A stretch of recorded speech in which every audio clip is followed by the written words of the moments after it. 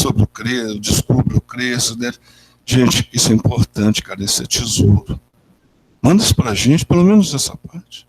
Mando sim. Vou mandar 100% de tudo que eu estou apresentando aqui, eu vou mandar para vocês, não se preocupe. Maravilha, legal. Vou desligar o microfone. Manda ver. Então, o que eu estava dizendo é que a gente vai aprendendo no Lidere, né? Sobre vida abundante. Por que eu estou aqui? E que a minha vida consiste em quê? Em agradar a Deus, em pertencer à família de Deus, por isso que eu amo estar com vocês, por isso que é tão gostoso a gente estar junto. Né? Eu vivo para ser semelhante a Cristo, eu vivo para servir a Deus, eu vivo para cumprir uma missão. Um dia, eu era líder de jovens lá em Santa Catarina, eu criei e foi logo que saiu o primeiro livro dele, que era uma igreja com propósito ainda, não era nem um livro com uma vida com propósito. E eu aprendi que, para nunca mais esquecer, eu guardei o seguinte: o meu propósito é ser ágape. Há de adorar, não, desculpa, há de amar as pessoas. O G, de glorificar o Senhor. O outro há de aprender, de estudar a palavra e aprender. O P de produzir, de fazer algo para o Senhor, de dar frutos. E o E de evangelizar. Se eu faço essas 5 coisas, eu tenho 5 propósitos que o Rick Warren fala no livro dele. Ágape. Vocês entenderam o acróstico que eu fiz? Qualquer coisa eu mando depois também no grupo. Esse não está nos slides. Qualquer coisa, se eu não lembrar, vocês me dão um toque. Mas esses propósitos, né, eles são 5. Mas o que eu estou dizendo é que quando a gente une isso mais para frente, a gente vai para o discipulado, vai para o evangelismo, vai para a consolidação, né? A gente entende isso, a gente vive igreja em célula, se reúne em célula, multiplica, a gente volta e fala assim, peraí, onde é que está a alegria do Senhor? Está em tudo. Mas o que eu quero dizer é que há um link entre a alegria do Senhor e o propósito pelo qual a gente está aqui.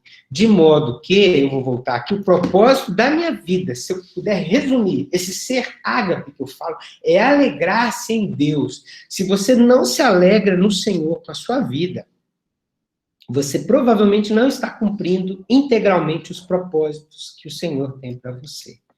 Tá? E por que eu falo isso? Não é só porque o John Piper, que é um cara legal, falou no livro, nem porque eu gosto, nem porque eu quero fazer marketing do curso, não. Eu estou falando isso porque se você ler as Escrituras, aliás, dá uma pausa aqui, antes de ler esses versículos. Eu não sei se você tem aquele aplicativo que você coloca no celular, que é o aplicativo da Bíblia. E eu adoro ele, não fico sem ele mais. E o Version, né? O que acontece com ele? Ele tem um busca. Quando você clica aqui na busca, você pode digitar uma palavra e ele vai dar todos os versículos que tem aquela palavra.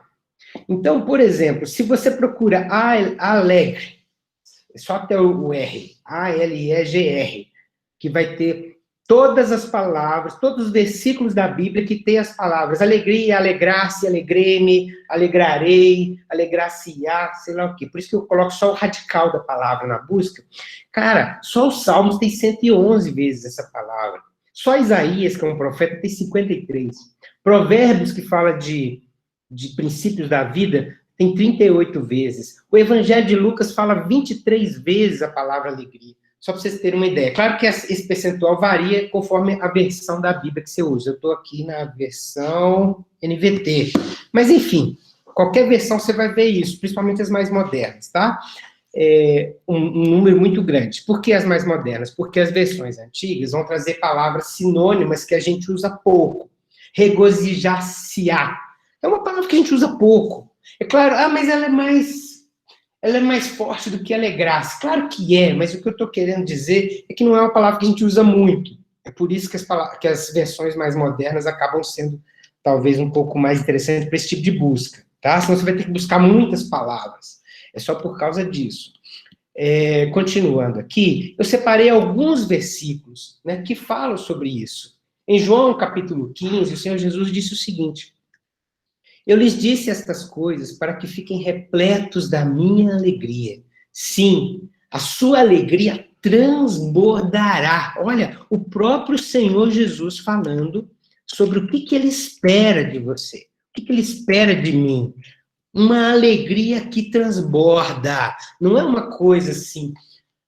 Ah, não, eu tenho que ficar triste porque o Senhor vai morrer, porque o Senhor Jesus morreu, porque nós estamos em tempos maus, porque o diabo está aí, porque a peste está aí, a doença está aí.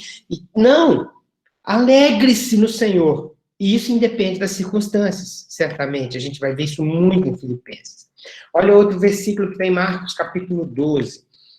Quando foi perguntado sobre o mandamento mais importante, Jesus respondeu: o mandamento mais importante é este. Isso aqui é a coisa mais importante, tá, gente? Ouça, ó Israel, o Senhor nosso Deus é o único Deus. O mais importante é: ame o Senhor, seu Deus, de todo o seu coração, de toda a sua alma, toda a sua mente, todas as suas forças.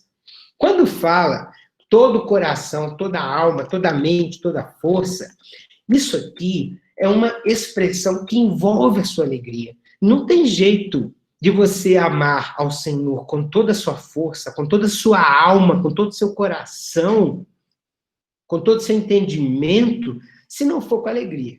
Me desculpe. Porque senão você não está amando. Com o que é amar de todo o coração? Se eu falar assim, eu amo vocês de todo o meu coração. É muito singelo eu falar isso, mas se eu falar que eu fico alegre quando vejo vocês, eu estou explicando melhor o que quer dizer amar de todo o coração, sabe? Isso é muito bacana. Outra coisa, deixa eu voltar no texto, peraí. Atos 2 é um outro texto que fala muito sobre o que é o principal, como é que a igreja vivia. E diz lá que eles adoravam juntos no templo diariamente, reuniam-se nos lares para comer, partiam o pão com grande alegria e generosidade, sempre louvando a Deus. E por conta disso, eles desfrutavam da simpatia de todo o povo, e cada dia o Senhor lhes acrescentava os que iam sendo salvos. Deus não daria este resultado para eles, de acrescentar a cada dia milhares de pessoas que iam sendo salvas. Deus não lhes daria essa bênção de desfrutar da simpatia de todos na cidade se eles não vivessem e compartilhassem com grande alegria e com grande generosidade, né? Deus ama quem dá com alegria, não contribui com relutância ou por obrigação. É um outro texto muito comum. Ah, não, eu vou fazer um sacrifício para Deus, eu vou dar o meu melhor aqui, daquela forma triste. Não, Deus não quer isso. Deus ama se você dá com alegria, se você serve com alegria.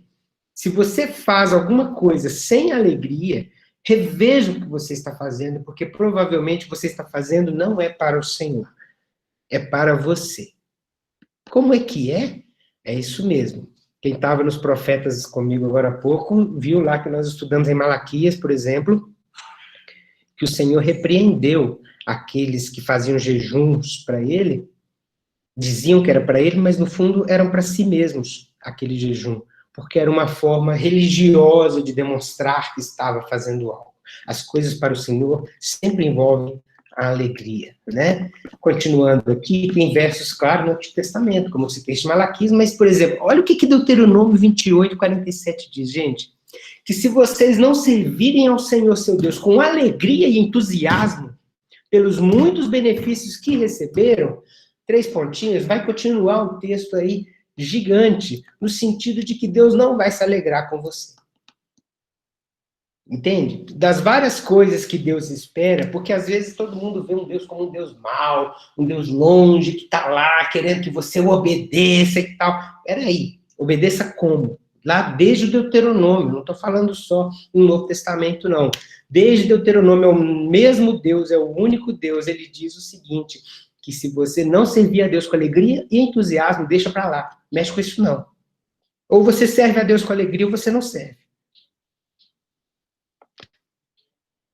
Neemias prosseguiu, esse texto é maravilhoso, 8:10 de Neemias. Vão e comemorem um banquete de comidas saborosas, bebidas doces, repartam alimento com aquele que não preparou nada do povo. E este é um dia consagrado ao nosso Deus. Não fiquem tristes, pois a alegria do Senhor é a sua força. A alegria do Senhor é a sua força. Você está fraco, é porque você está sem alegria. Você está em depressão, é porque está faltando alegria. E aonde você vai encontrar a alegria? Você vai encontrar a alegria é no Senhor.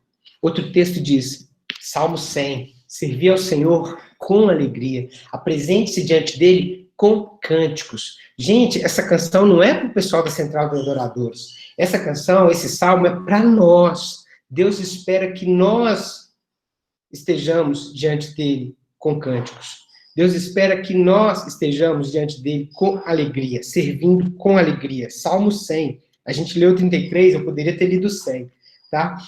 Isaías 58. Então, o Senhor será a sua alegria. Grande honra lhes darei e os sustentarei. Com a propriedade que prometia seu antepassado Jacó, eu, o Senhor, falei.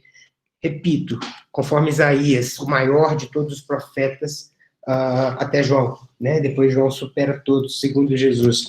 Mas o grande profeta, o primeiro profeta que nos deixou o livro, tem Elias também.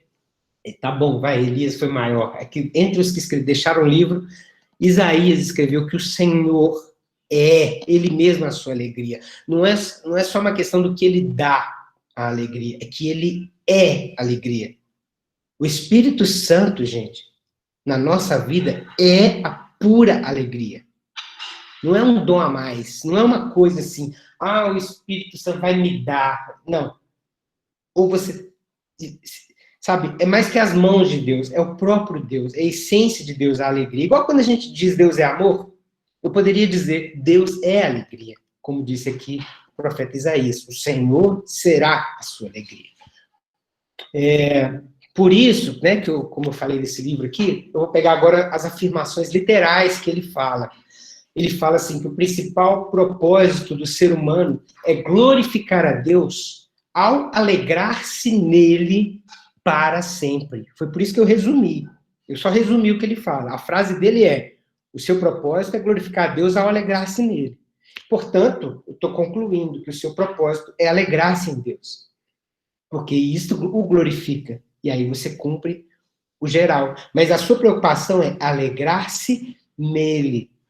Nele, não em si mesmo, nele, tá? É o que diz aqui o John Piper. Ele diz também, a busca da alegria em Deus é essencial. O nascimento dessa busca é o nascimento da vida cristã. Esta é a raiz da conversão, a criação de um cristão que busca o prazer. Isso foi uma revolução quando ele falou isso. Porque ele está falando de busca de prazer, de busca de alegria. Isso é algo que deixou muita gente intrigada num período em que muitas igrejas ainda tinham aquela visão religiosa de que o crente é o cara fechado, quadrado, que não cumprimenta, que não sorri e tal. Não tem nada a ver com isso. Tá na essência do cristianismo o nascimento de alguém que busca alegria em Deus. E se você abandona a busca do prazer pleno e duradouro, não tem jeito de você amar as pessoas e muito menos de agradar a Deus. A busca do prazer é uma motivação essencial para toda boa ação. É diferente de buscar o prazer em si mesmo, o prazer no outro, o prazer na droga, o prazer na família, o prazer na riqueza, mas a busca do prazer em Deus é que nos dá a essência dessa felicidade. Quem chamou? Sou eu, o Bisotto. Sim. Deixa eu te falar, qual que é o nome do autor mesmo? Eu estava pescando outra coisa aqui, não prestei atenção. É o John Piper, como está na tela aí, aparecendo para vocês, mas eu vou mandar lá depois no grupo para ficar mais claro. Porque eu não sei como é que... vai estar lá no grupo, não se preocupe, Lucas. Vai estar lá no grupo, tá? Aí você pega com cuidado. Mas está aparecendo na tela aí pequenininho já. O amor, gente, é o quê? O amor é o transbordar da alegria no Deus que atende alegremente às necessidades dos outros. Por isso, amar é alegrar o outro. Quem ama, dá com alegria. Não tem jeito de alguém falar assim, eu amo, se nesse amor não está contida a alegria. Não é o amor, é outra coisa. Mas esse conceito que ele abre e que revoluciona a cabeça da gente, e é tão importante entender isso antes de entrar em Filipenses, é que o amor é o transbordar de alegria em Deus. Então, quem ama ao Senhor é aquele que transborda de alegria no Senhor. Que o ama como? De coração, de alma, de força e de entendimento, como nós vimos antes. E as emoções? As emoções, então, são essenciais à vida cristã e não opcionais. O prazer cristão glorifica a Deus e combate o orgulho e a autocompaixão. A tristeza, sabe, o cobrir-se de cinza e tal, ele é uma tristeza momentânea, que tem os seus momentos que são necessários, mas é essencial viver uma vida onde você põe para fora as suas emoções, onde você transborda aquilo que você está sentindo. E é real. O prazer cristão glorifica a Deus. Não é uma coisa a ser escondida, não é uma coisa a ser ocultada, não é uma coisa a ser reprimida. É uma coisa a ser liberada. A sua alegria, o seu orgulho de servir ao Senhor. Isso revoluciona a vida da gente. Outra coisa, então, só para resgatar, o propósito da minha vida é alegrar-me em Deus. Então, agora em Filipenses vai ficar muito legal, porque nós vamos estudar exatamente isso, a alegria. E há um texto, né, um versículo de Filipenses, alegrai-vos ou alegrem-se sempre no Senhor, e ele para e fala, eu vou repetir, alegrai-vos, alegrem-se. Não é para você ficar alegrezinho de vez em quando. É sempre. Sempre. Mas eu não estou sempre com as coisas dando certo para mim. Mas o que tem a ver dar certo com ficar alegre? É sempre alegrar-se no Senhor. Eu sei que tem gente aqui com filho doente, com pai doente, pedindo oração pelo marido, pela conversão da família. Tá, mas a sua família vai se converter. O seu filho, seu marido, seu pai vão ficar curados quando você explodir de alegria no Senhor, apesar das circunstâncias. É isso que diz Filipenses, capítulo 4, verso 4, nós vamos falar bastante nele, na última aula principalmente, né, que está lá no último capítulo, é o fechamento com a chave de ouro. Mas Filipenses, ele tem 12 versículos que falam o termo alegria, nos 108 versículos do seu livro. É um livro pequeno, de apenas 4 capítulos, apenas 108 versículos, mas que fala muito de alegria. Por isso que é chamada a Carta da Alegria, tá? Eu vou citar esses 12 versículos aqui. O primeiro deles, talvez o mais conhecido, é alegrem-se sempre no Senhor. Repito, alegrem-se. Em 2,18 diz, não precisa copiar, tá, gente? Isso eu vou colocar lá para vocês. Diz lá, sim, alegrem-se, e eu me alegrarei com vocês. Olha por que você tem que se alegrar. Porque quando você se alegra, o Senhor se alegra com você. A alegria do Senhor é a sua alegria. É igual, não é igual, porque a gente é falho, a gente é pequeno. Mas eu, como pai, eu sei, tem pouca coisa que me deixa mais feliz do que ver meus filhos felizes. Então, é complicado não entender que isso também, de forma ainda maior, se aplica ao Senhor. Ele se alegra com a sua alegria. É por isso que, como já abre a carta, Paulo diz, sempre que eu oro, eu peço por todos vocês com alegria, porque vocês me alegram. Não é uma questão só de alegrar o Senhor, é alegrar uns aos outros. Vocês me alegram. Ver aquilo que Deus está fazendo na vida de vocês. Olha aqui o número 4, verso 2, 29.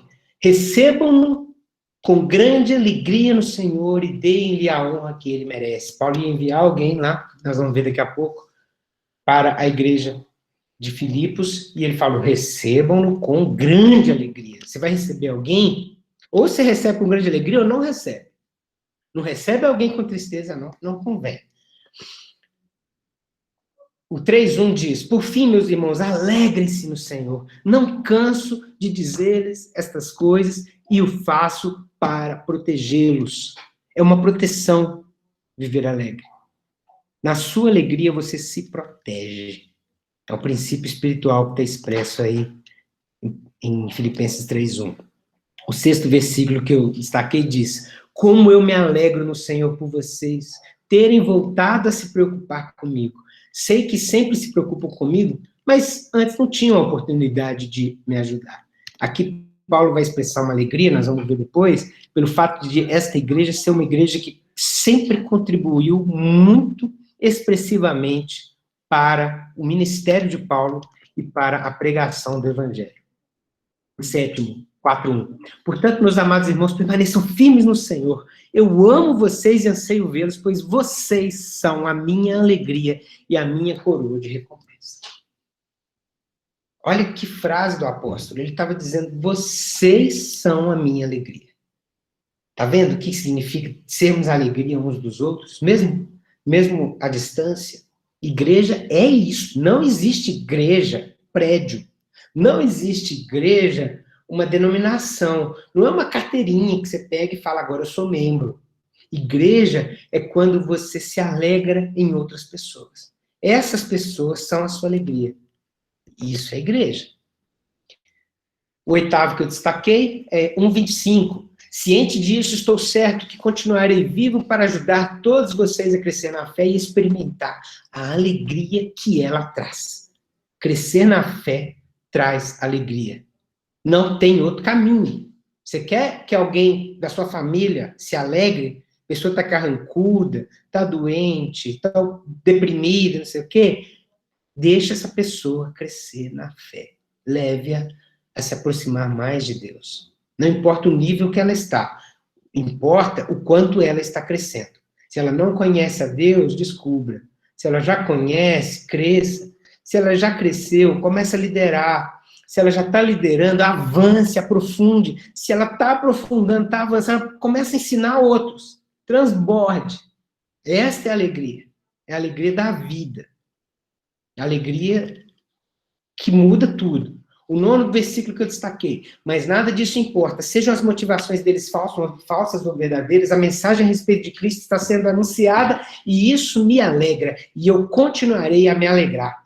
Paulo deixou claro que o que lhe dava alegria, no caso do evangelho, não era o fato de ele estar pregando.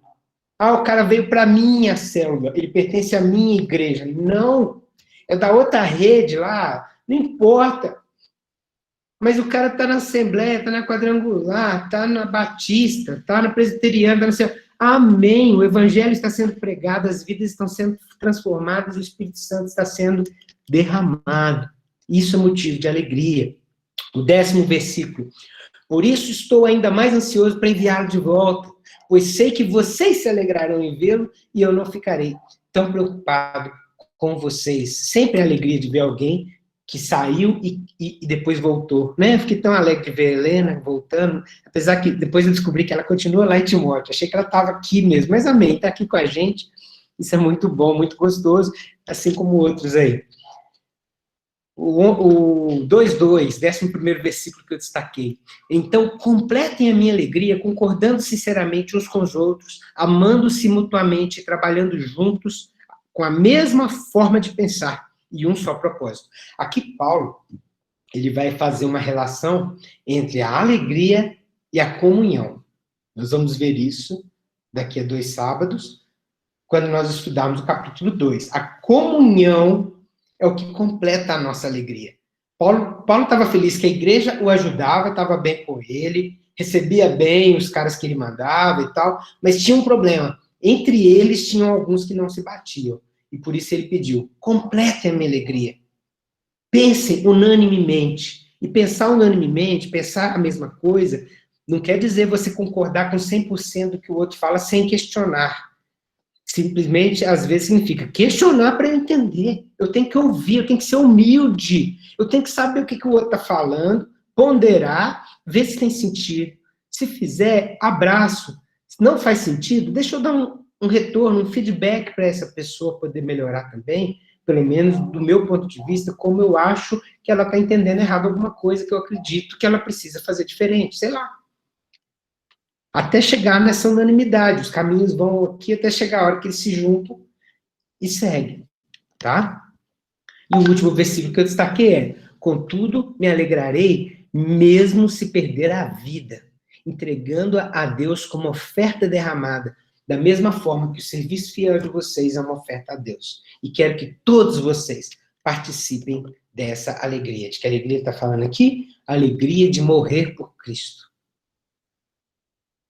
Aqui é algo maravilhoso. É algo pleno, para vocês verem que realmente a alegria tem pouco a ver com as circunstâncias que nos cercam e tem a ver, sim, com esse sentimento interior que vem do próprio Deus, tá?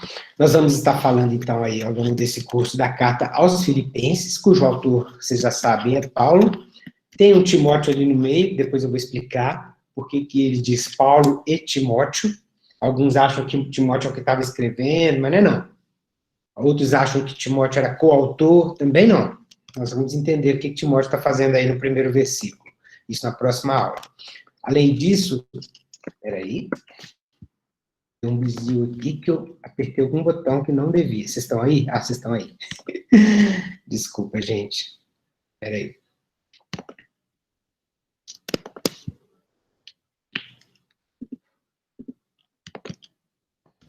Só um minutinho.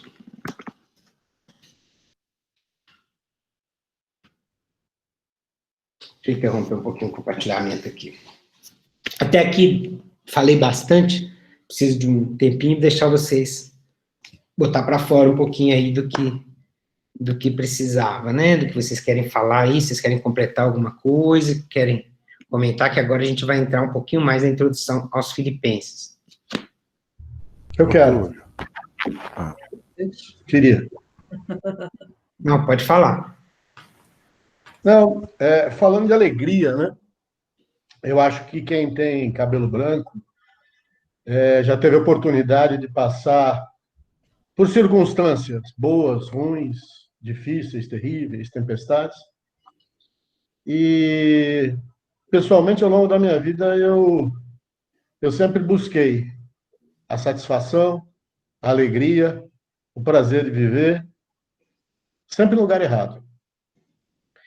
E nunca aconteceu. E ela nunca veio. E hoje eu compreendo perfeitamente a alegria em Cristo, a alegria na palavra, a alegria em Deus, porque eu não vivo a alegria, eu não vivo momentos de alegria hoje. Eu vivo um estado de alegria. Eu vivo um estado de plenitude. Então, as circunstâncias ruins acontecem, os momentos difíceis vêm e tal, mas a ansiedade embora. A dor, ela vem, ela surge, ela incomoda, mas ela é calma, ela é transitória, porque é a certeza de ser transitória, vai passar. Então, quando a gente abre o coração, deixa Deus entrar, deixa Jesus fazer a parte dele, deixa o Espírito Santo tomar conta de você, a vida fica mais fácil, a vida fica mais leve. E tem aquele livro do Luciano Subirá, né? Até que nada mais importe. E é a pura realidade. Quando você consegue perceber que nada mais importa, a não ser essa sensação, esse estado de felicidade em Cristo, nada mais importa. E a vida fica muito gostosa. E todo mundo percebe, e você transmite isso para todo mundo, no seu estado de espírito, nas suas reações, que não são perfeitas, você erra, você sai do sério, mas o seu estado é de alegria. E é isso que eu acho muito legal. Obrigado. Posso falar? Eu até cheguei a colocar no chat, né, que Deus é alegria. E se Ele habita em nós, essa alegria tem que ser expressa. Tem algo errado. Se quem é a habitação do Espírito Santo vive carrancudo, amargurado, né? Tem algo que não está batendo nisso. E uma coisa que a gente sempre coloca na nossa célula é que o quanto é prazeroso servir, o quanto nós nos alegramos quando servirmos. Às vezes as pessoas, não, dá tanto trabalho ter célula, e a gente fala, não, é o contrário, a gente fica tão feliz quando a casa está cheia, quando vocês estão aqui, quando a célula online está cheia, a gente transborda, né? Não é pesado, é trabalhoso, mas não é pesado, né? É como ter filhos, é maravilhoso ter filhos, dá trabalho? Dá, mas a gente tem tanta alegria, você mesmo falou, que é a maior alegria que a gente sente quando a gente vê os nossos filhos bem, quando eles estão transbordando, saltitando pela casa, né? E assim é a nossa vida com Deus, né? Eu e meu marido, ao longo da nossa caminhada cristã, sempre servimos de alguma forma à igreja, às vezes 2, 3, vários ministérios ao mesmo tempo, mas sempre, nunca foi aquela coisa pesada. Parece que a gente ganha muito mais do que perde. por isso que a gente faz e quer continuar fazendo. É um pouco, vou usar o termo, né, coloquem um pouco de amor nas minhas palavras, é um pouco viciante, né? Ele falou desse livro do Luciano Subirá, eu li, e é isso mesmo. No Senhor a gente tem tanto prazer que a gente quer mais, a gente quer fazer mais. Ou seja, a vida cristã é alegre, a vida cristã é o oposto do que a gente às vezes vê naqueles filmes da Idade Média, né? Ou naquelas penitências, aquele sofrimento. Não é assim. A gente jejua com alegria, a gente ora com alegria, a gente louva, a gente serve com alegria. Né? É prazeroso, é o oposto do que o mundo passa do cristão. Não é pesado ser cristão, pelo contrário, a gente trocou o fardo. Ele leva o nosso fardo pesado e o dele é leve, o dele é alegre, né? É verdade o que o Mauro e ela falaram, porque minha vida era completamente voltada para o meu lado profissional.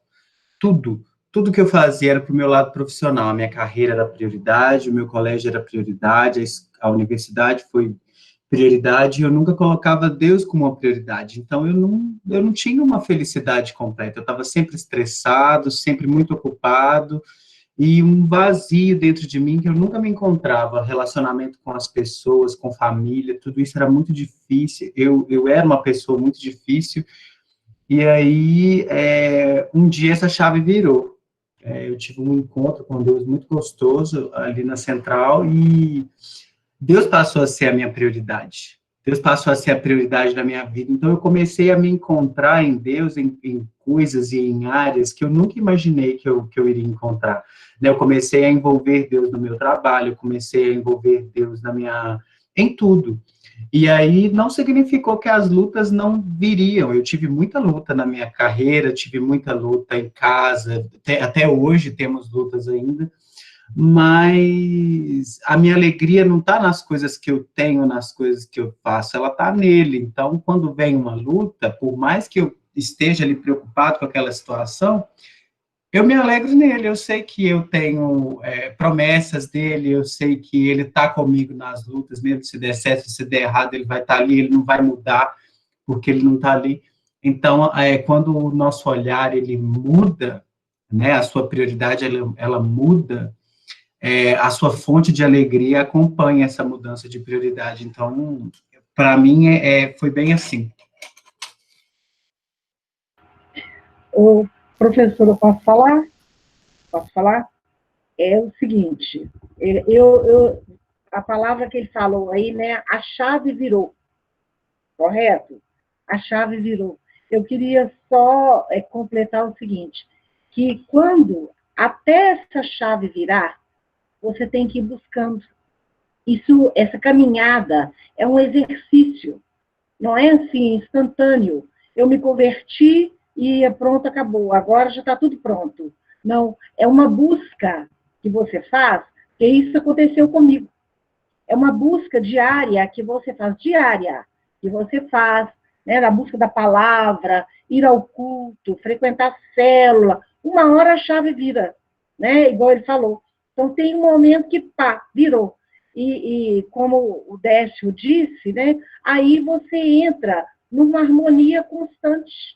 Você entra numa serenidade constante, porque você passou a entregar tudo para ele e viver na alegria de Deus, né?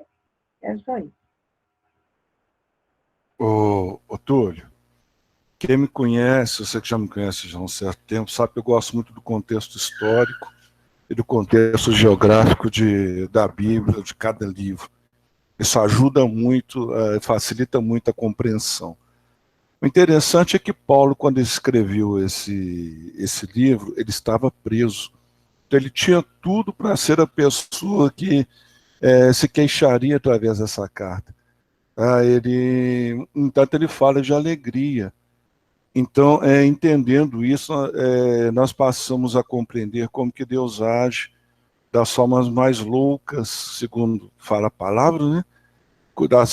De maneira que o mundo não compreende. E é o agir de Deus nas nossas vidas. Paulo, como eu disse, ele tinha tudo para se queixar através dessa carta, entanto ele expressa alegria. E isso move o coração de Deus. Todas as vezes que Israel entrou em dificuldade foi porque Israel perdeu a gratidão, perdeu a alegria pelas coisas que o Senhor fazia. E todas as vezes que nós, como disse o Décio, nós já temos cabelos brancos, né? Já passamos por tantas coisas nessa vida, todas as vezes que nós entramos em dificuldade, que a dificuldade é inerente das nossas vidas, porque nós perdemos essa gratidão, nós perdemos essa alegria. Então esse livro de Filipenses tem que ser um espelho para nós. Entender que mesmo em momento difícil, caso o momento pode estar passando, ele transmitiu alegria.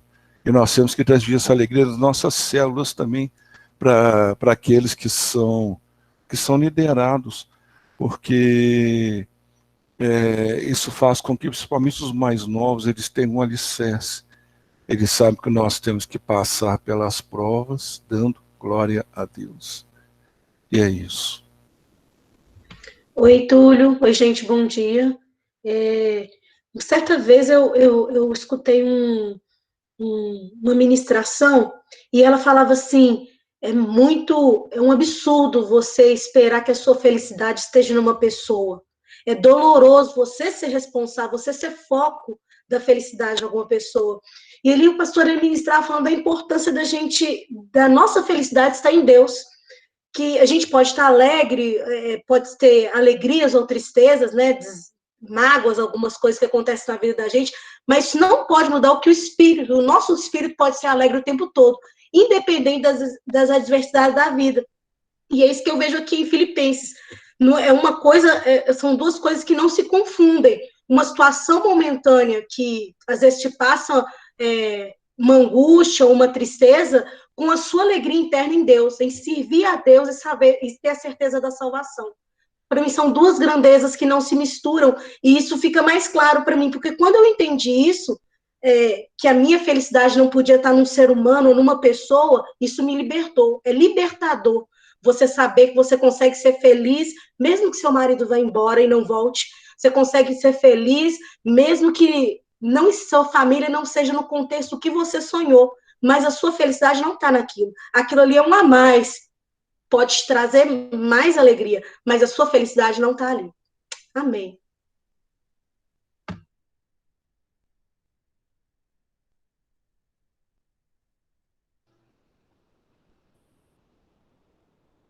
Amém. Delícia. Sim. Deus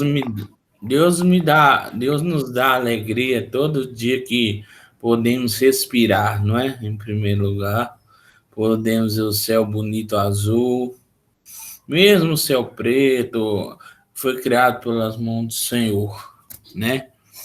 E na minha pessoa, eu tive uma depressão muito forte, orei muito ao Senhor, ajoelhei na época, e o Senhor me curou, graças a Deus, sabe?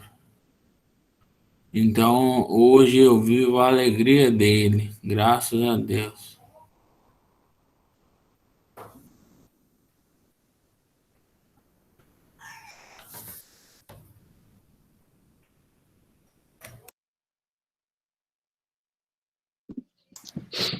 Túlio, Amém.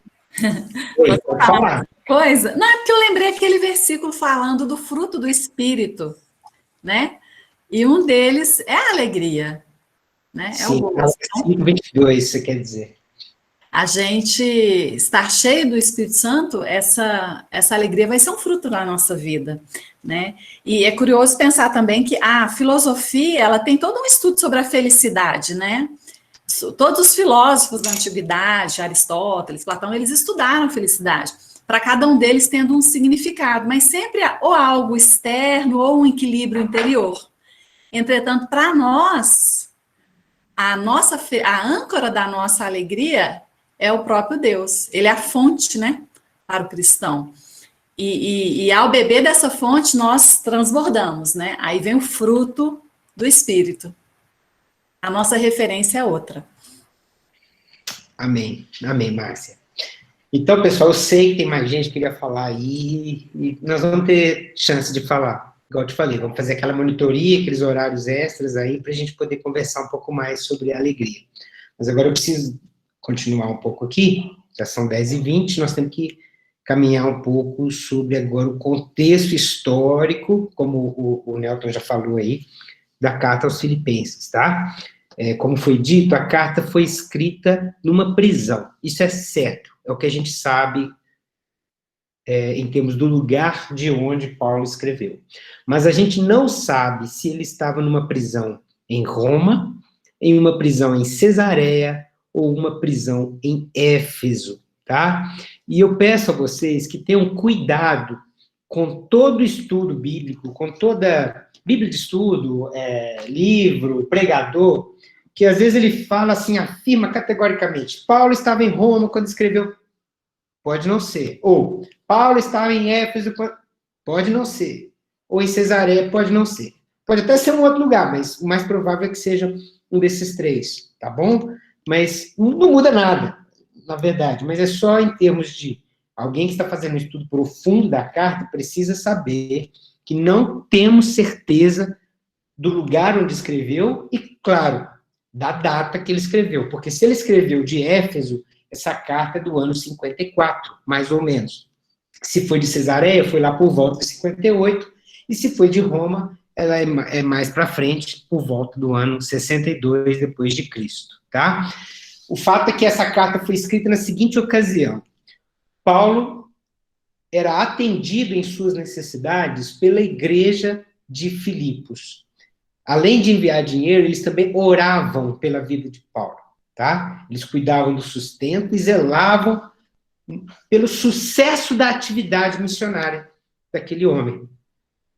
E então a igreja enviou, junto com a carta, enviou o Epafrodito e alguns presentes agradáveis que nós não sabemos quais são, mas é isso que dá para entender ao longo da carta. Para que essa carta foi escrita? Quais os propósitos? São muitos, né? Nós estamos aqui destacando a letra F, que eu coloquei ali, que é encorajar a igreja para que ela viva com alegria. Esse é o tema que nós estamos dando maior ênfase. Mas é fato que a carta aos Filipenses também foi escrita com outros 5 propósitos, a saber, explicar sobre a enfermidade que sobreveio a Epafrodito, que era o enviado da igreja para entregar a carta, os presentes, o dinheiro, as orações, enfim, a pessoa que foi enviada a Paulo, e ele ficou doente, por isso ele não voltou na hora, então precisou Paulo mandar uma outra pessoa com essa carta, agradecer, né, Paulo estava agradecendo os presentes. Paulo também faz um detalhamento sobre o progresso da evangelização, muito embora ele esteja preso, porque não seria de se assustar que pessoas ainda pouco ligadas ao Espírito Santo possam dizer assim, não, já que ele não está pregando, eu estou abençoando aqui a obra missionária. Se ele está preso, como é que eu vou ficar mandando as coisas para ele e orando por ele? Acabou, vamos arrumar outro missionário. Não, de jeito nenhum. Não é esse pensamento. Paulo continuava, mesmo de dentro da prisão, continuava a pregar e muitos estavam se convertendo. E seja através da vida dele, através das pessoas que ele enviava, através das cartas, enfim. Assim como há hoje uma preocupação muito grande, pensa que você, sem movimentação, né, sem poder entrar em muitos lugares, com muitas fronteiras fechadas, imagine como não está a vida de muitos missionários, né? Mas eles precisam continuar recebendo o sustento da igreja da mesma forma. Essa obra não deve parar, ainda que o missionário não esteja cumprindo. Eu iria lá, não sei, para tal cidade no interior da Índia. Não conseguiu entrar, mas ele precisa do sustento. Essa carta ensina a gente isso também. Letra D, advertir contra problemas que atingiam a igreja. Não era uma igreja perfeita, era uma igreja que deixava Paulo muito alegre, mas tinha claramente lá, no mínimo, um desentendimento entre a irmã Evódia e a irmã Sintique, uma necessidade que eles tinham de servir com mais humildade, faltava humildade para alguns, e também a questão do assédio de falsos mestres judaizantes que chegavam ali, como chegavam a outros também, isso acontece em outras cartas. E, finalmente, uma recomendação de Timóteo, que era a pessoa que Paulo estaria enviando junto com Epafrodito, que estava doente, não podia voltar sozinho, então Paulo envia Timóteo e coloca Timóteo até como autor da carta, no sentido de dar mais autoridade para ele. E Timóteo, então, é o enviado de Paulo para a igreja. Que era essa igreja em Filipos? Era uma igreja de grande importância estratégica. Se você digitar aí Kavala no seu Google Maps, você vai ver uma região da Grécia, aonde, bem assim na parte norte e mais ao nordeste, né, que é a região onde ficava essa cidade de Filipos. O nome da cidade foi dado em homenagem ao rei Filipe II, que foi simplesmente o pai de Alexandre o Grande. Né? O cara não era pouca coisa. Lembra que o Império Grego vai ser um grande império.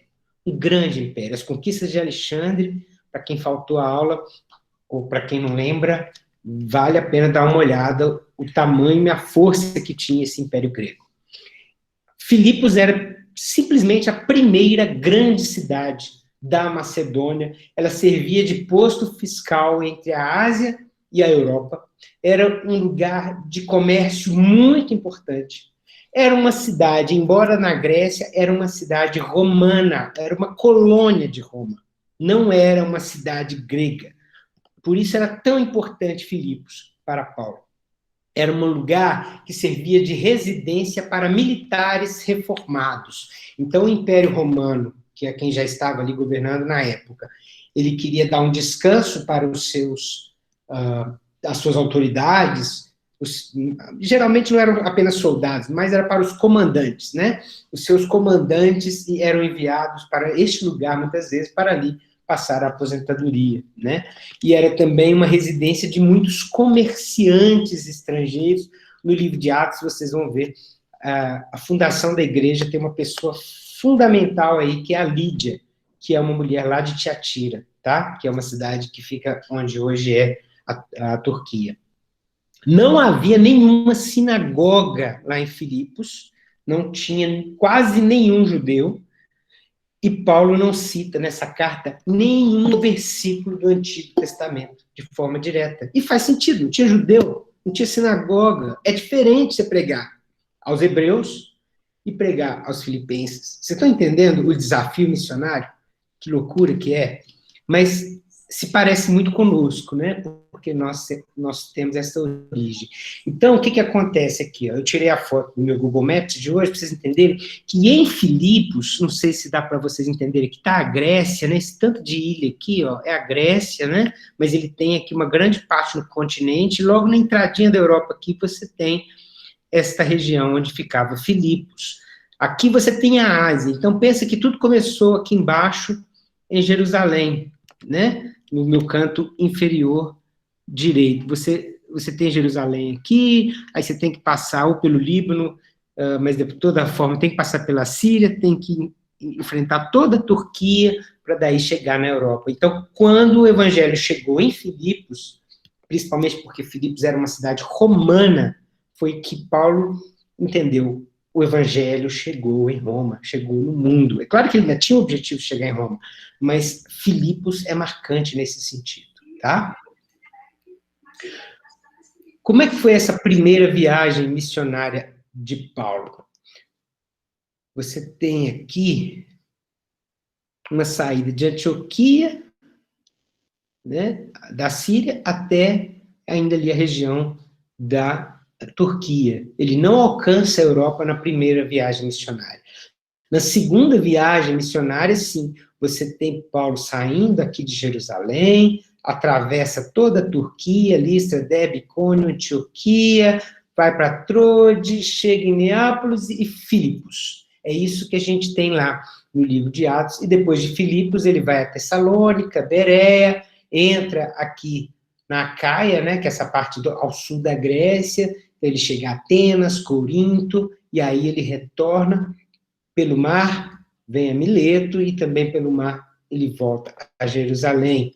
Aí você tem uma terceira viagem missionária, ele sai de novo de Jerusalém, vai por terra, passa isso tudo outra vez, faz praticamente o mesmo caminho, só que agora a volta é um pouco mais por terra, um pouco menos por mar. E você tem a última viagem, que aí não é bem uma viagem missionária, e sim a prisão de Paulo, né, onde por mar ele vai, e ele chega a Roma, não como missionário, mas como prisioneiro, né? Isso tudo está narrado em Atos, mas eu queria passar um pouquinho com vocês sobre Atos 16, onde nós vamos ver que Timóteo acompanha Paulo e Silas no começo, aí tem a visão que Paulo tem em Troade, passe a Macedônia e ajude-nos. Isso aqui, antes de ler, eu vou voltar no mapa para vocês entenderem o que aconteceu.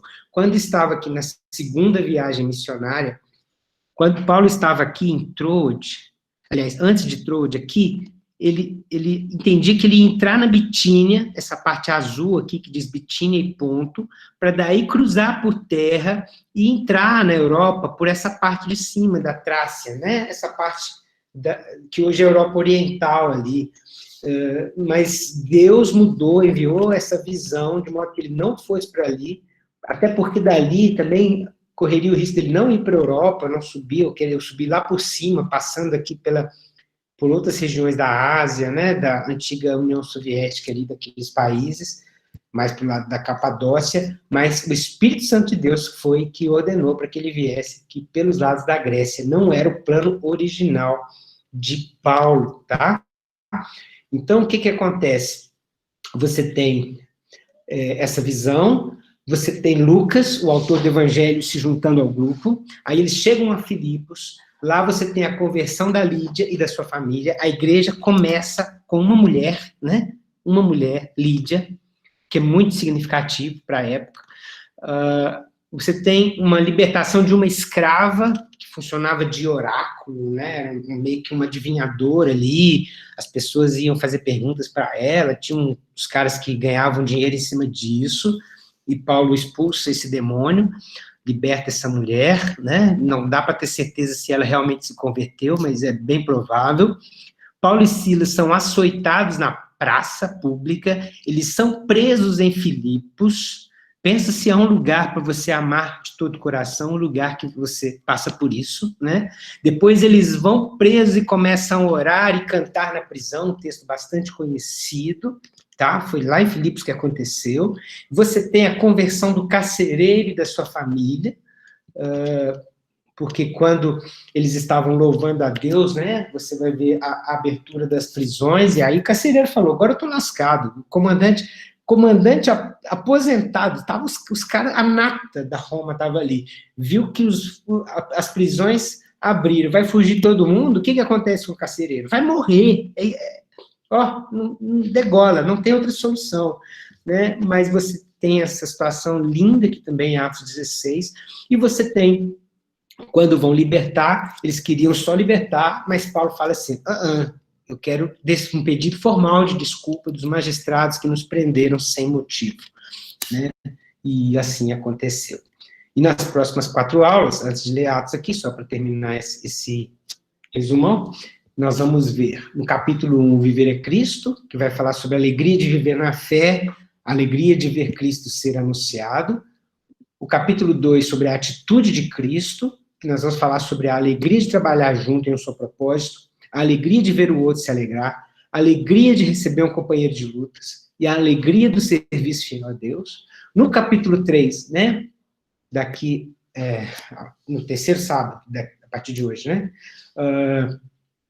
conhecer a Cristo, meu Senhor, a alegria pelo que Cristo fez por nós, e a alegria pela volta de Cristo, Paulo fala sobre isso, e no último capítulo, no final de julho, nós teremos, posso todas as coisas por meio de Cristo que me fortalece, que você vai ver aqui, a alegria de ganhar alguém para Cristo, a alegria de amar, a alegria de viver livre de ansiedade e a alegria de ter as necessidades supridas, tá? É um conteúdo simplesmente maravilhoso, que a gente vai adentrar, mas hoje, para fechar essa aula, nós vamos falar sobre Atos, capítulo 16. Eu queria aí que alguns de vocês lessem de 5 em 5 versículos. Uma pessoa lê do 1 ao 5, outro lê do 6 ao 10, aí o próximo lê do 11 ao 15, assim por diante, até terminarmos Atos, capítulo 16. Eu estou com a NVI, mas cada um fica à vontade para ler na versão que bem entender, tá bom? Atos 16. Pode começar? Por favor.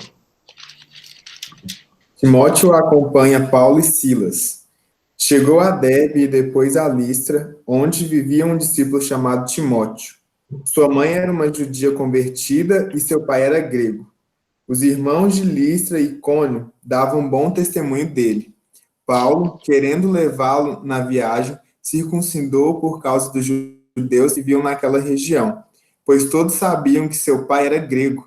Nas cidades por onde passavam, transmitiam as decisões tomadas pelos apóstolos e presbíteros em Jerusalém, para que fossem obedecidas. Assim, as igrejas eram fortalecidas na fé e cresciam em número a cada dia. Vou ler.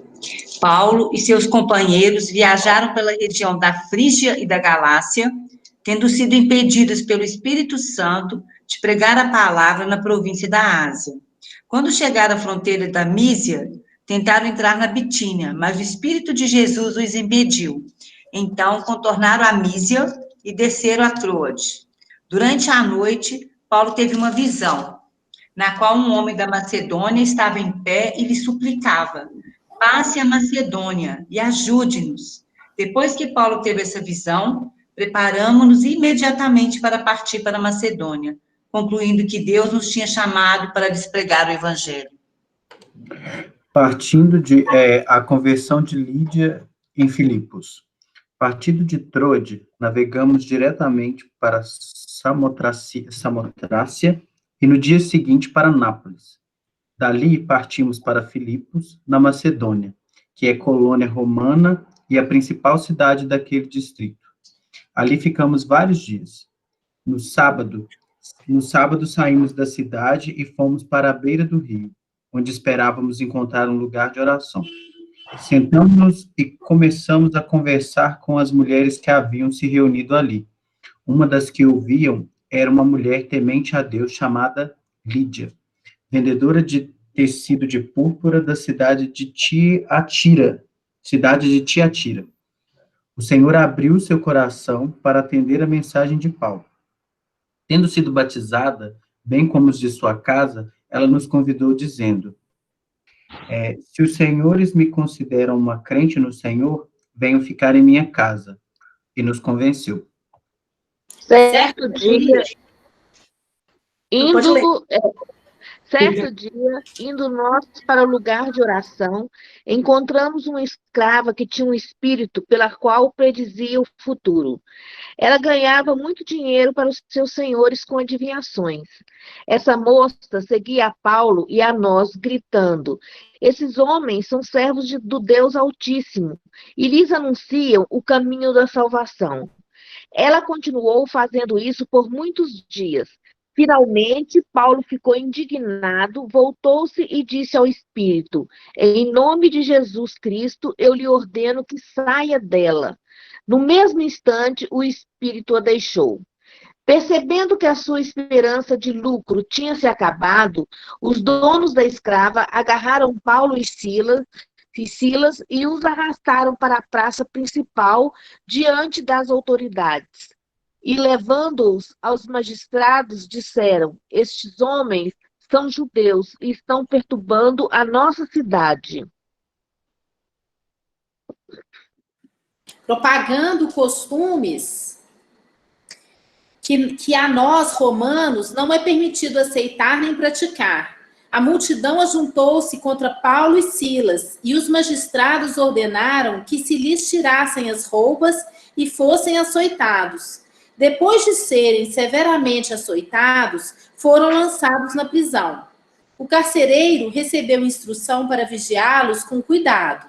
Tendo recebido tais ordens, ele os lançou no cárcere interior e lhes prendeu os pés no tronco.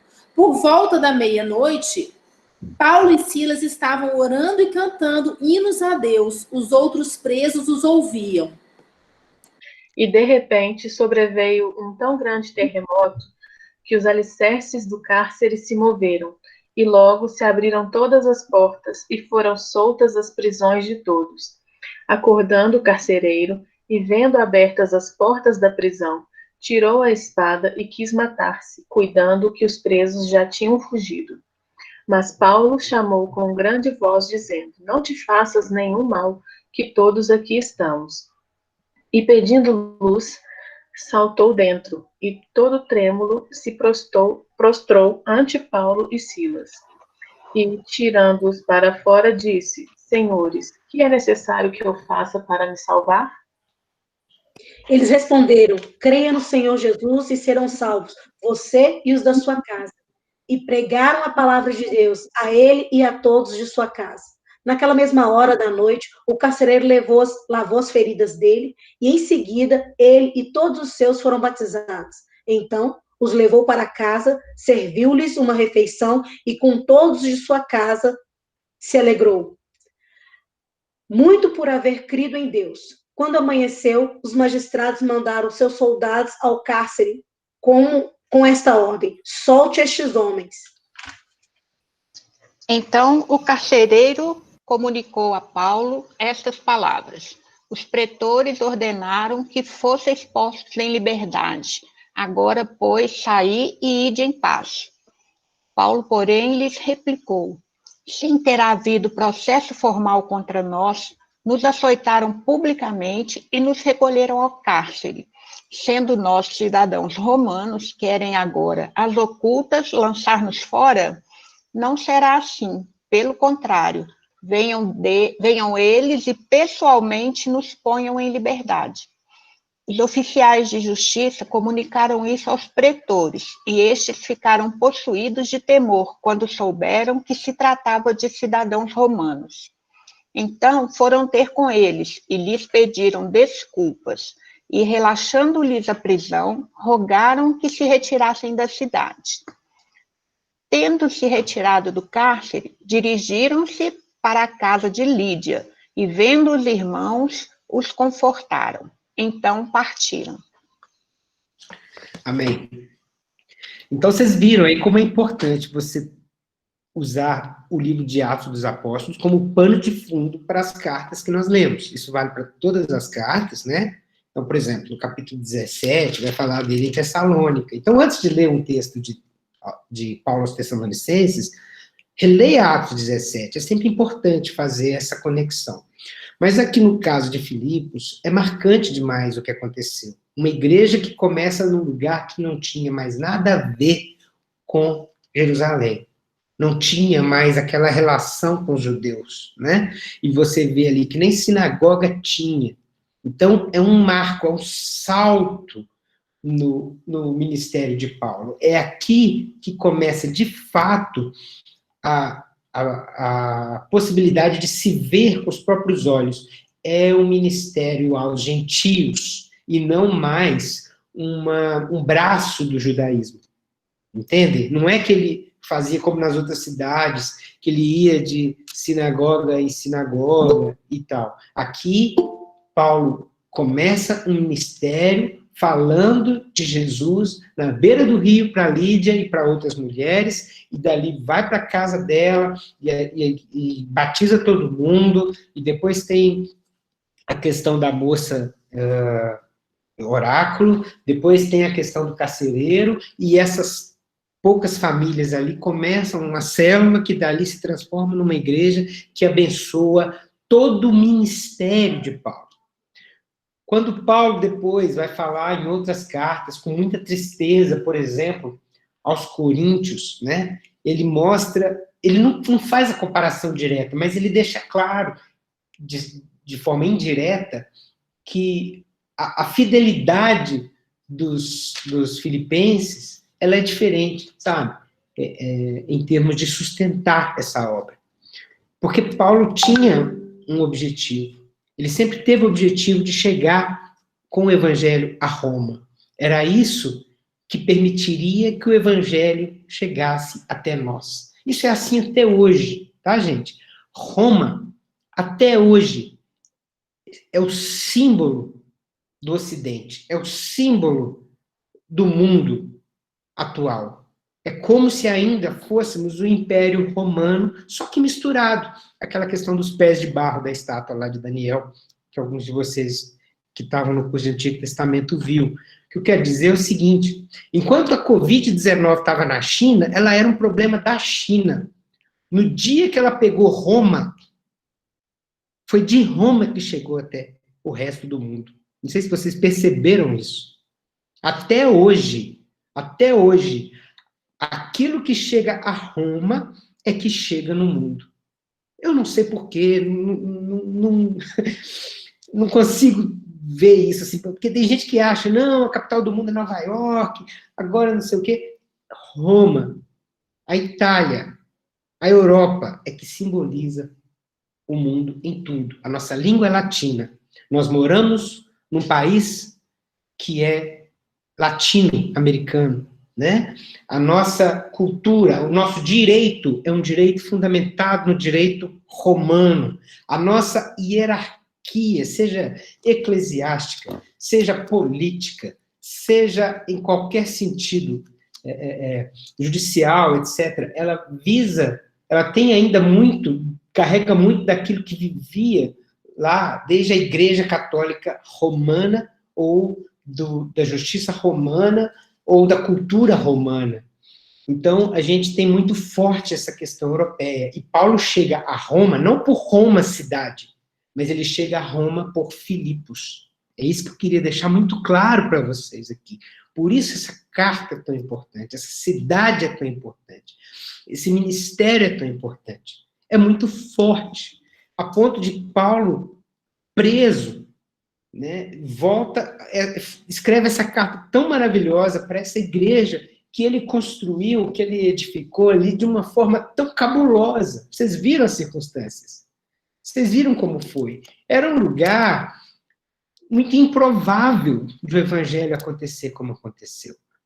Portanto, carreguem alegria. Eu acho que Paulo foi escrevendo isso lembrando da alegria que ele teve quando foi preso em Filipos, de cantar louvores na prisão, de ser preso e ver as grades, as correntes se abrirem e tudo ali está aberto para ele sair e ir embora. E eles não foram embora, porque senão o carcereiro seria morto. Nem Paulo, nem os outros presos. Ele conseguiu converter muitos presos ali naquela noite, que já começaram a pertencer a essa igreja. Eles receberam uma autorização para ir embora. Paulo falou, eu não vou embora. Vocês têm que me pedir desculpa, porque foi ilegal, foi totalmente equivocada essa prisão. Vocês que venham aqui me peçam desculpas, para que não repitam isso novamente. E assim foi feito. Imagina os caras contando isso, que alegria, que coisa louca de ver aquela autoridade judicial quase que se ajoelhando, pedindo, me perdoa, porque eu deixei vocês passarem a noite na cadeia. E vocês não fizeram absolutamente nenhum mal. Então, é algo assim tão tremendo, né? E esses comerciantes, como a Lídia, estava ali num lugar que era o centro do mundo, as pessoas, a maioria não era de Filipos, vocês estão entendendo? Que era uma cidade criada para ser justamente um posto fiscal e que se tornou também um posto comercial que fazia ali a relação de Ásia com a Europa em ida e vinda, e assim tudo acontecia, e era uma cidade tão importante, tão linda, e que as pessoas entenderam que ali poderiam se informar a família da fé e abençoar o trabalho de Paulo, que era a expansão do evangelho e permitir que ele chegasse a nós. Isso é a igreja de Filipos, essa igreja tão linda, tão maravilhosa, que vale demais a pena a gente ler essa carta. Sim. Túlio, eu até queria fazer um adendo aí, que eu acho que é muito interessante, que isso serve como exemplo para a gente hoje. Paulo teve todos os motivos ali na cadeia para chorar, para se revoltar, e a gente olhando, a gente poderia, tá certo, pode se revoltar, você tem direito, você apanhou, pode chorar, pode espernear, mas não, ele louvou, ele glorificou o Senhor. E a gente também, em nossos momentos difíceis, a gente louve ao Senhor, a gente glorifica, a gente Dance para o Senhor, mesmo que esteja doendo, mesmo que por dentro esteja machucando muito, ou seja, uma perda dolorosa, ou até nesse momento que nós estamos vivendo agora, numa pandemia, que a gente não sabe como vai ser o futuro, então que a gente louve, que a gente glorifique a Deus, que a gente tem certeza que as portas dessa cadeia que nós estamos vivendo, ou qualquer um esteja vivendo, serão abertas como foi para Paulo. Então, é um exemplo para a gente, né? Dentro disso que a irmã falou, o interessante é que Paulo foi para lá, não por plano dele, mas por vontade de Deus, só descansou através de uma visão. Se Paulo não tivesse a fé dele edificada, se ele não fosse maduro, ele pensaria, eu acho que eu discerni errado essa visão. Assim como quando Jesus mandou que os discípulos atravessassem ali o barco e ficou para trás, o barco foi pego por aquela tempestade, e eles deviam ter pensado, gente, mas estamos aqui obedecendo uma ordem dele e vem a tempestade. Então, muitas vezes, nós não entendemos quando Deus manda que nós façamos alguma coisa, e aos nossos olhos humanos o negócio dá errado. Mas a forma de Deus escrever a história, a nossa história e a obra dele nas nossas vidas é diferente da nossa. Então, nós temos que buscar isso, a maturidade. E é isso que nós estamos buscando nesse curso, maturidade. Amém. Amém, pessoal. Então, encerrando a nossa aula, eu vou pedir a vocês, né? Caso alguém tenha chegado depois e não viu, escreve o nome e o e-mail aí na frente, que eu vou copiar e colar para poder salvar aí a chamada e salvar o convite a vocês, para que vocês possam entrar na sala mesmo sem ter que pedir permissão. A sala vai ficar aberta para qualquer um poder entrar a qualquer hora, se quiser, conversar sobre isso, ou conversar comigo, né? Eu tenho meu WhatsApp, vocês podem salvar aí no grupo, me dá um toque antes, fala assim, Túlio, eu queria conversar sobre tal assunto, aí eu vou falar o horário que eu posso, né? E poder atender vocês um pouco melhor, já que é uma turma tão grande, não dá para todo mundo falar, eu entendo perfeitamente isso, e é por isso que eu estou colocando essa exceção aqui. Outra coisa, mas é claro, né, não estou à disposição, tem minha vida, corrida, trabalho, família, tudo, mas como tem um pouquinho de paciência que vai dar certo. Outra coisa é que vocês, por favor, leiam a carta aos Filipenses esta semana, pode ler a carta toda, do 1 ao 4, tá? Leiam, porque aí a gente vai chegar com mais conteúdo, ou com mais dúvida, ou com mais motivos aí para acrescentar aquilo que eu for falar, e vai enriquecer a nossa aula. Então, a tarefa de vocês é simples. Leiam a carta aos Filipenses, ou releiam. Se já leram, leiam outra versão, tá? Eu sempre falo isso. Não existe versão ruim de Bíblia. Se você está lendo Almeida Revista e Corrigida, Almeida Revista Atualizada, King James, A Mensagem, Nova Tradução na Linguagem de Hoje, NVI, NVT, não importa. O que importa é que você vai aprender mais se você já leu numa versão e muda a versão e lê em outra. Ah, mas eu não tenho outra Bíblia, eu só tenho essa. Esse aplicativo que eu mostrei, o Version, o pessoal botou aí no chat, ele é gratuito, e nesse aplicativo você muda a versão da Bíblia. Você pode ler em inglês, se você tiver facilidade com inglês, ler em espanhol, se tiver facilidade com espanhol, porque essas coisas deixam as palavras entrarem em você, sem a barreira do comodismo, sabe, daquela coisa que eu já vi, então parece que eu já sei. Ele te mostra pontos novos, coisas novas que você não viu antes. É a dica que eu deixo, tá? Leiam, então, mesmo que você já tenha lido, leia a carta aos Filipenses, de preferência em uma versão ou até em uma língua diferente aí, para que você aperfeiçoe aí o conteúdo dela, combinado? E no mais... Doutor, oi? Como é que chama o aplicativo das Bíblias? E o Version, tá no site aí, pessoal. No chat aí, pessoal. Muito obrigado. Nada. Tá bom? E eu vou colocar aí no WhatsApp daqui a pouco esses slides que eu passei, vou colocar os vídeos que eu queria passar, mas não deu para pôr no início, e vou colocar... O que mais que eu falei? Tem mais alguma coisa? Não, né? Eu vou lançar a chamada de vocês, acho que é isso. Túlio, antes de encerrar, eu poderia deixar uma palavra aí? Claro, quem está falando? Aqui está escrito Bárbara, mas eu acho... Não, quem está falando? É, Marina Bárbara, Carlos Eduardo. Tá bom, Carlos. Ok. Então, eu ouvi atentamente, fico muito feliz, né, de estar cada vez mais aprendendo sobre a palavra de Deus. Mas a mensagem que eu gostaria de deixar a vocês está em Atos, porque depois de ouvir o testemunho de vários irmãos aí, eu me emocionei muito. E aí eu vi que isso aqui está em Atos, sabe? Foi muito mais que um ensino, sabe? Foi um reforço à necessidade que nós temos de andar nos caminhos de Deus, de ter cada vez mais intimidade com Ele. E aí, Paulo, ele escrevendo a Teófilo, né? E ele estava dizendo assim que quando os apóstolos, os discípulos de Deus os discípulos de Jesus estavam reunidos com ele, e ele falando que eles teriam que permanecer em Jerusalém até que fossem batizados pelo Espírito Santo, eles questionaram dizendo o seguinte: se é nesse tempo que vai restaurar o reino de Israel. E aí, Jesus falou para eles: olha, não compete a vocês saber os tempos ou datas que o Pai estabeleceu pela sua própria autoridade, mas receberão poder quando o Espírito Santo descer sobre vocês, e serão minhas testemunhas em Jerusalém, em toda a Judéia e Samaria, e até os confins da terra. O que eu vi hoje nessa aula foi exatamente isso aqui, sabe? Foi o Espírito Santo que tomou vários irmãos, praticamente todos que participaram aqui, e que pôde, através deles, do Espírito Santo, através desses irmãos, testemunhar sobre o poder de Deus, de Jesus nas nossas vidas, sabe? Então, assim, eu me emocionei muito com isso, sabe? De ouvir esses testemunhos aí do irmão, da irmã, né? Dizendo que Deus fez nas vidas deles. Isso é muito mais do que citação de livros, de citação de autores, sabe? Isso é real.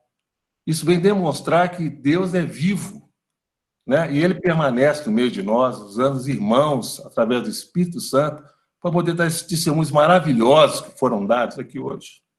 Muito obrigado. Amém, Carlos. Eu que agradeço aí seu testemunho também. Muito lindo. Ok, pessoal? Temos 2 minutinhos só, se alguém quiser falar mais alguma coisa. Ô, Túlio, só... Depois eu...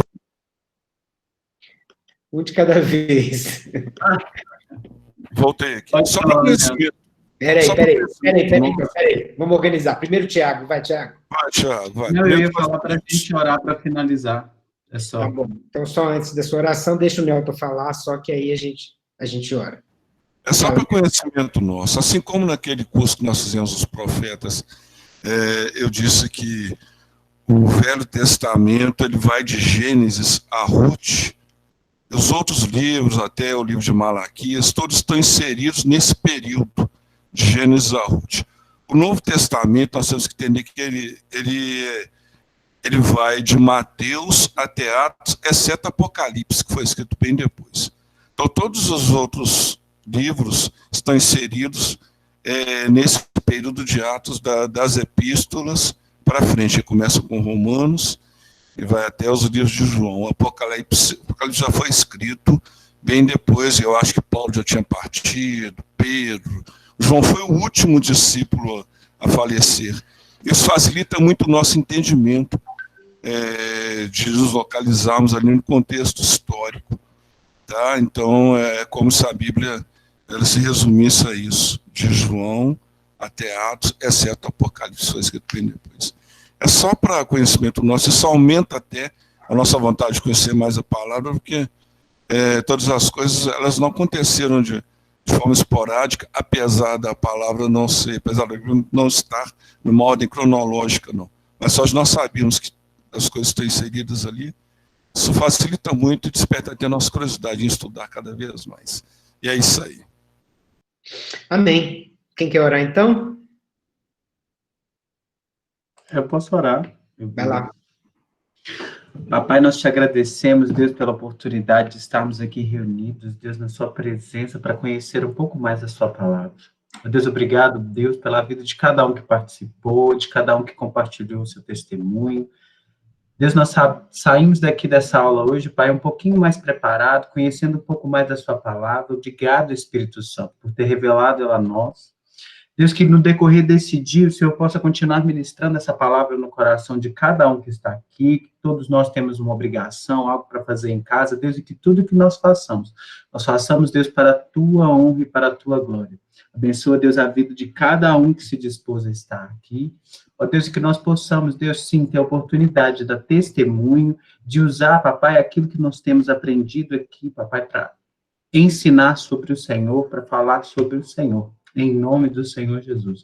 Cuide da saúde de cada um e do coração de cada um que está aqui. Que nossos olhos, Deus, estejam voltados para o Senhor sempre e em tudo. Em nome de Jesus. Amém. Obrigado a todos, então. Estou sempre à disposição. E até sábado, aqui mesmo, nessa mesma sala aí, tá? O mesmo link. Obrigado. Tchau.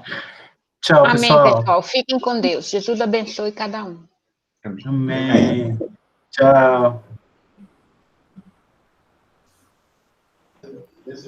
Amém a todos. Bom sábado a todos. Amém.